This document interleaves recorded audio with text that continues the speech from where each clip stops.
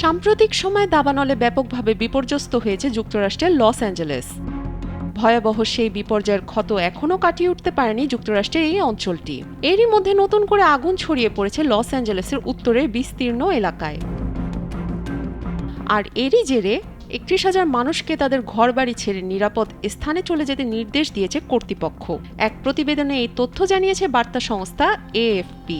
বার্তা সংস্থাটি বলেছে, স্থানীয় সময় বুধবার রাতে লস অ্যাঞ্জেলেসের কাছে নতুন করে ছড়িয়ে পড়ে দাবানল। পালিসেডেস এবং ইয়াটনের পর এবার জ্বলছে শহরের উত্তরে কাস্টাইক লেক সংলগ্ন এলাকা। ইতিমধ্যে ৩১,০০০ মানুষকে ঘর ছাড়ার নির্দেশ দিয়েছে প্রশাসন। লস অ্যাঞ্জেলেস থেকে উত্তরে প্রায় ৩৫ মাইল দূরে সান্টা ক্ল্যারিটা শহরের কাছে অবস্থিত কাস্টাইক লেক। লেকের আশেপাশের এলাকা জুড়ে বহু মানুষ বসবাস করেন। মার্কিন সংবাদ মাধ্যম বলেছেন, মাত্র কয়েক ঘন্টার মধ্যেই প্রায় ৮,০০০ একর বিস্তৃত এলাকায় আগুন ছড়িয়ে পড়েছে। দমকা হাওয়ার কারণে আরও দ্রুত ছড়াচ্ছে আগুন। এছাড়া শুষ্ক এবং দমকা হাওয়ার কারণে আগুন নিয়ন্ত্রণে আনতে বেগ পেতে হচ্ছে দমকল কর্মীদের।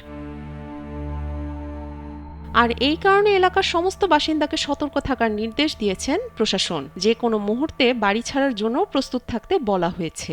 পরিস্থিতির অবনতি হলে সাময়িকভাবে প্রয়োজনীয় ওষুধপত্র, মূল্যবান সামগ্রী এবং পোষ্যদের নিয়ে নিরাপদ জায়গায় আশ্রয় নিতে হতে পারে তাদের। এদিকে ওয়েস্ট কোস্ট এলাকায় বন্ধ হয়ে গেছে মূল সড়কের একাংশ। ফলে সড়ক পথে ব্যাপক যানজটের মুখে পড়তে হচ্ছে যাত্রীদের। কাস্টাইকের পিচেস জেলের জন্য জারি হয়েছে সতর্কতা। যে কোনো সময় জেলে থাকা ৪,৬০০ বন্দীকে সরিয়ে অন্যত্র নিয়ে যেতে হতে পারে। আর এজন্য প্রয়োজনীয় বাসও প্রস্তুত রাখা হয়েছে।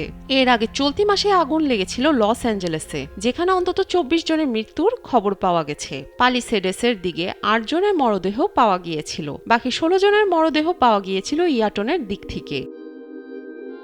ওই আগুনে পুড়ে গেছে হাজার হাজার বাড়ি। প্রথম দফার ওই আগুনে ক্ষয়ক্ষতির আর্থিক পরিমাণ কত তা এখনো স্পষ্ট নয়, তবে অনুমান করা হচ্ছে ১৩৫ বিলিয়ন মার্কিন ডলারের, যা প্রায় ১৩,৫০০ কোটি মার্কিন ডলার ক্ষতি হওয়ার আশঙ্কা করা হচ্ছে।